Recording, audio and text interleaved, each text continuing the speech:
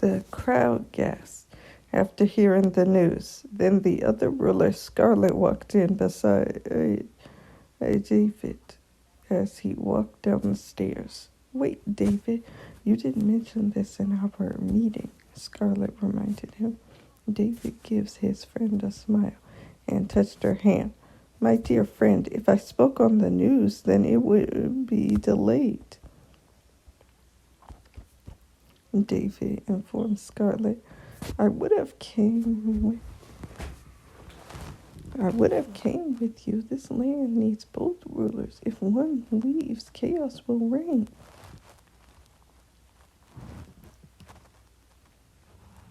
Scarlet spoke truthfully. I know, which is why I got another to fill in for me. I think he would do this job perfectly, said David. How long will you be gone? Asked Scarlet. Only 6 days in their world. It would only be 2 days in this one, answered David. You always have a smile and be safe. I don't want to lose my closest friends, said Scarlet. Same. In any situation, you will never lose me, David told Scarlet with a warm smile. Same. You will never lose me, said Scarlet. David and Scarlet share a hug. Then David waved to Scarlet while walking away. As he walked away, a portal opens for David to California. On a farm where there is a migrant farmers working hard. This is a place of a garden to be, which intrigues me, and I think I found the male human. David noticed the man he was talking about had short brown hair, wearing a straw hat, overalls, and boots, and he is tall. I bet you're like, well, does he have a name? Well, of course. I mean, what person wouldn't give a character a name? Unless that author has a really good reason, like many I know. Back to the story. The man that I'm describing is Farm Boy Pete, but most people call him Farm Boy. Farm Boy is picking corn when he noticed David. Darn, he messing with my head, Farm Boy Pete assumed while wiping his sweat. Most people are more suspicious than that, yet you seem not to be, said David's voice in the wind, which scares the crap out of Farm Boy, and he grabs a shovel, trying to figure out who he is saying that. You're not going to find a solution with that shovel. After all, I'm not your enemy, said David as he appears in front of Farm Boy. Son of a gun, where the H did you come from? Asked Farm Boy. I come from a magical land of which you want to visit, David told Farm Boy. Listen, I don't know what messed up place you came from, but I don't belong in no mental place. David responded, not believing what is happening. I know it may seem foolish to believe in such a magical place, but it does exist. I assure you, Pete, said David, not giving up. Listen, mister, I don't know where you came from. This magical land sounds interesting, but I have a job here, and if I lose that job, I'm going to starve, said Farm Boy Pete. You see that over there is everything I own. I ain't got no home, no family either, and I definitely ain't going to lose this job. So you have to find somebody else, Farm Boy pointed, then gets back to work. I didn't realize you outsiders live such a horrible life. Did I mention that in this land you'll have as much food as your heart can content? Said David. Hearing this, the Farm Boy gave a big smile. I say, I will try to believe that this magical land does exist, replied Farm Boy. Excellent. Now you must get your stuff and don't worry about your boss. He will be too busy to notice you're gone, said David. Farm Boy grabs his stuff.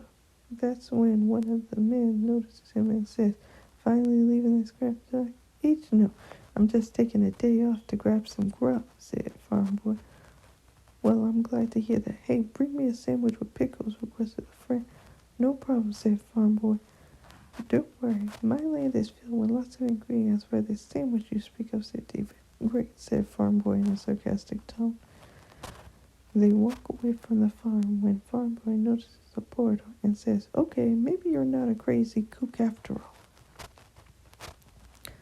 The story goes to a mansion where a rich white family is making an African-American girl wait on them hand and foot like Cinderella.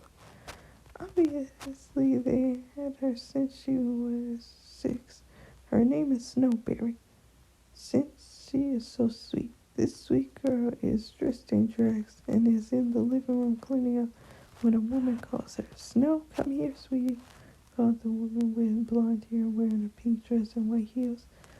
What does she want to know? I already learned almost every...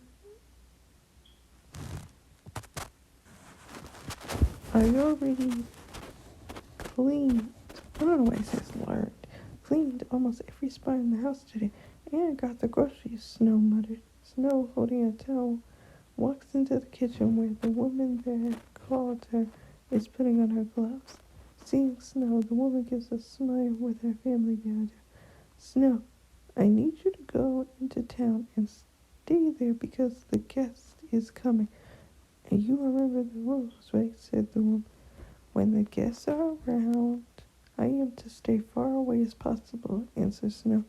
Exactly. Now go. Our guests, it won't be long before they are here, said the woman. Wow. Boy, oh boy, do I make so many errors. I really gotta fix this. Snow walks out the door. When a little girl with blonde hair wearing a purple dress and white heels follows Snow while the parents are looking away. Snow, wait here, said the little girl holding a necklace with seashells. Thank you. You better go before your parents think I kidnapped you again, said Snow, hugging the girl. I don't know why they don't trust you, but I do, and we will always be friends, said the little girl.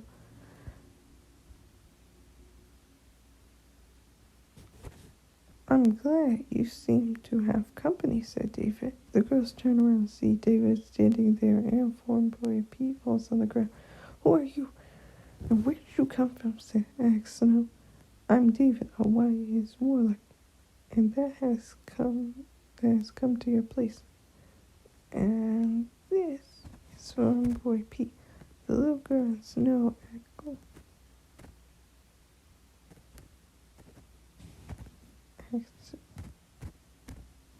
Shocked. Sheesh. You can't. Snow is my sister, said the little girl. Don't worry, I'm taking Snow to a magical place where people can live happy, meaningful lives, David informed the little girl. But the little girl wasn't convinced and hugged Snow and whispers, please don't go, I'll miss you. Snow gives a confused look, not knowing whether to go with David or stay with the whole family with a special little girl. Snow finally collects her thoughts and decides what to do. Mr. Warlock, I appreciate the invitation, but I couldn't possibly leave this place. I have family, even though they don't all treat me well, said Snow. I understand. Maybe I could make an exception and bring the little girl, said David. Really? Oh, could I please? Exclaimed the little girl, giving the puppy dog eyes to Snow. All right, but what about the parents? They'll be worried to death, asked Snow. Don't worry about them. I found a solution. Now we must go. We still have one more passenger to take to this land, David told Snow. David takes them to a portal which shocks Snow and the little girl. Farm Boy Pete walks up to Snow, touches her hand, and says, This ain't nothing to be worried about.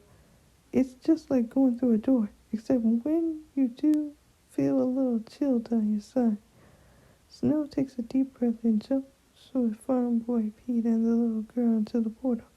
The portal inside has flying clocks, portals to and from other places, and looks futuristic. Wow, exclaimed Snow and the little girl. I know, it's beautiful, said Farm Boy. Yeah, said Snow, giving a smile.